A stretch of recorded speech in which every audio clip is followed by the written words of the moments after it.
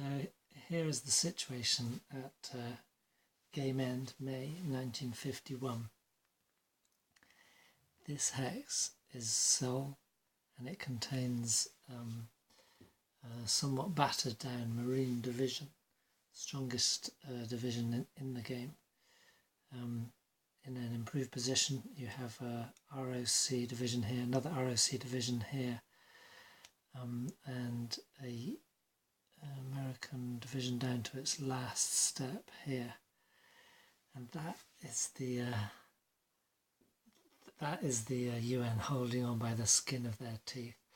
Essentially what we saw in the last maybe two and a bit turns was, it was just the last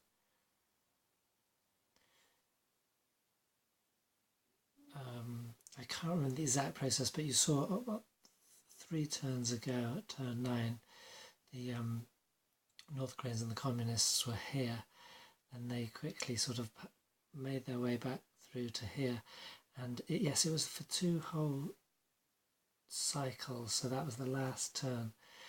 There was just attack after attack after attack against Seoul here, and essentially what the North Koreans Communists were doing was they would have 3 actions per unit, and say you have these 4 units here. You would have this one would spend its first action, do an attack, and then if it didn't succeed in the attack it would move away. So it might spend 2 actions on attack, then move away.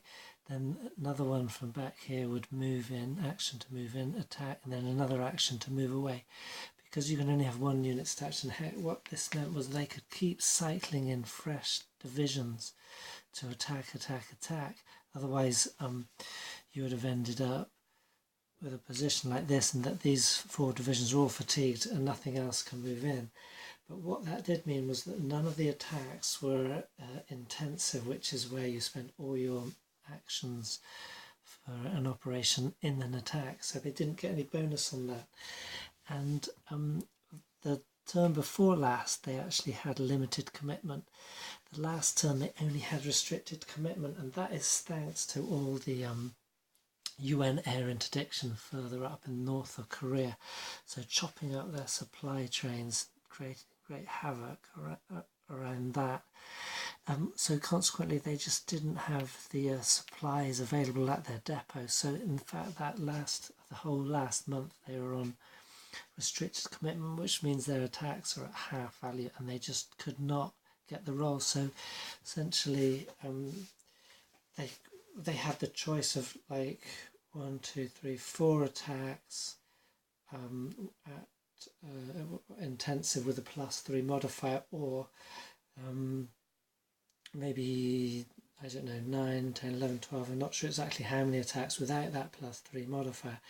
And they could have got it, they could have whittled this one down, I think with 3 rolls of 8 or 9, they would have whittled it down and taken Seoul. But as maybe they should have taken 4 attacks at needing a 6, and needing 3 of those. I don't know.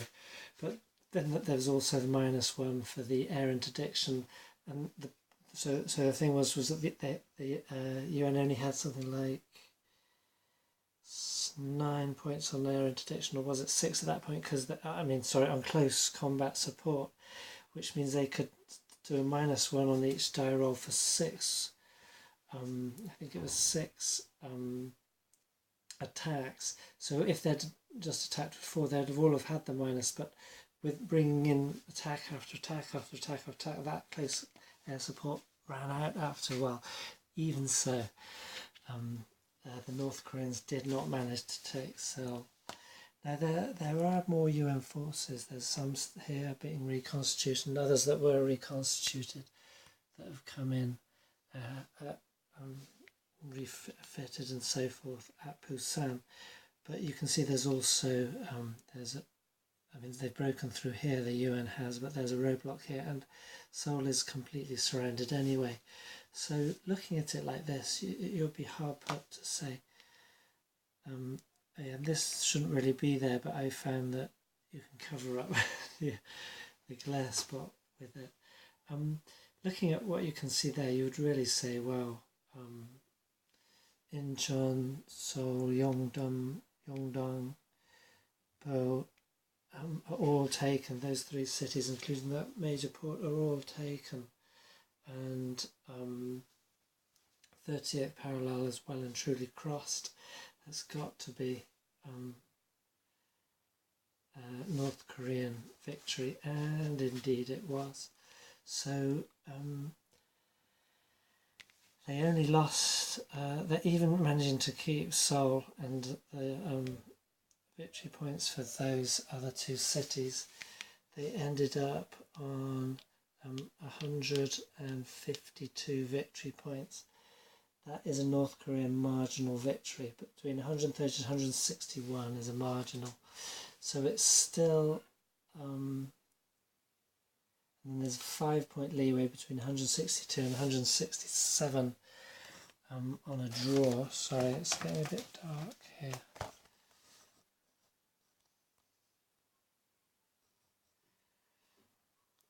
So we were in here 152. You can see they needed 16 more victory points to get a marginal victory, which meant that if the global tension had not gone up to 2, they would have got 20 more that they didn't have, and so that was where they lost it. The global tension went up, and they hadn't gained enough, taken enough gains in North Korea, and held it. I've already got another game set out there, so I can't show you much. So I understand some people say, oh, the game can be sort of won or lost on the global tension die rolls, but it depends. It's a risk. It's a kind of like a push your luck thing. If you're pushing it, that you can't take a risk that you're not prepared to lose, or else you are going to lose. So the point being, if there's going to be a decent risk that the global tension is going to be yay high, then you have to have taken enough territory, enough cities in North Korea to let that not upset your victory, and I wasn't able to do that with the UN. So that is the end of my second full campaign game and fourth game of the Korean War, and a great game it is too. I'm thinking about doing not so much a sort of standard review, but I'm trying to find a way to review games that I'm satisfied with, and I'm thinking of a way to do it, of trying to, for the review to say what the designer is saying with the game. So it's not me saying, I liked the game or not, but more, this is what the game is about, and then leave it at that for the viewer to take away what they will from that. But to do that justice, I need to really be able to articulate, first able to sort of comprehend what the designer is trying to say through the game, and then be able to articulate it. And I think that's going to be beyond me for a game as involved as the Korean War. For example, I was thinking about this when I finished Miracle on the Marne, and that would have been easier to do, but I've actually just sold that game, and it's waiting in the in a post office to be taken, to be sent, so I can't really revisit that. But I'd like to say something a bit more about this game and not just sort of finish it dead here, because I think the game deserves a fair bit of attention. So we'll see if I can kind of, maybe I'll just do some pointers of what the game is about in the review in that kind of sense. So that's the end of the Korean War. What am I playing next? Well, it's this monstrosity of a game which is Morse code. It's got one of the worst covers in history. Look, you can bet my son was looked at it. I said, "What's that?" He just couldn't make out what was meant to be on there, and it is kind of hard. It's even the name is kind of odd. Morse code .. dash. It's not. It doesn't kind of grab you. The point is Morse code .. dash is Morse code for V for victory. So if they'd named the game V for victory or something, or even victory, it would have been more sort of fathomable. And then you've got this map. I hate it, but I love this game. And it was seeing that box and looking at the back and understanding, okay, this is kind of like a labour of love from a hobbyist rather than I hope I don't offend the designer in case he ever, because he's also the publisher, and he's got a successful company selling others' products now, but I think the game is great, but it's it's like a semi-professional production. It's his profession, but I think you understand what I mean. It's lovely, and I love that's what got me going on it. It's kind of like this. Someone's just poured themselves into this, and it's just so endearing. And I think it's a really nice system as well. I wish I spoke German so that I could read the rules in German. They don't.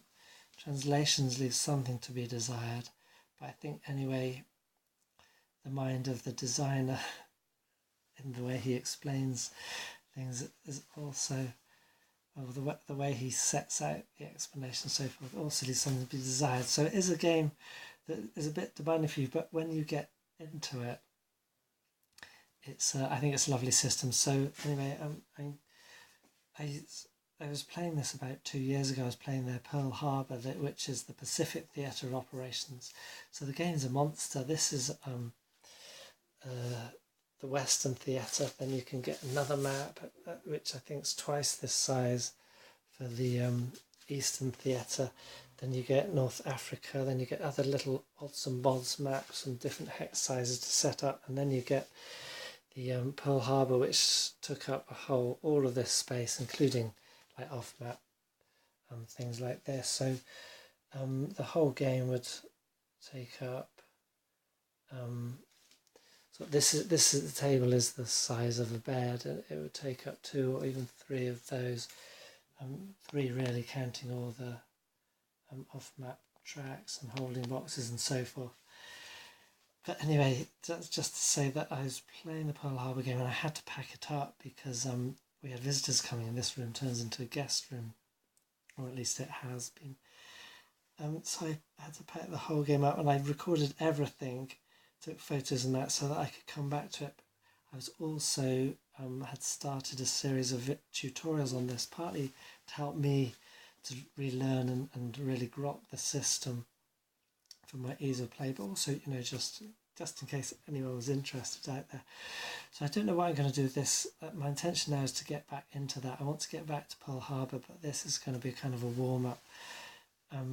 So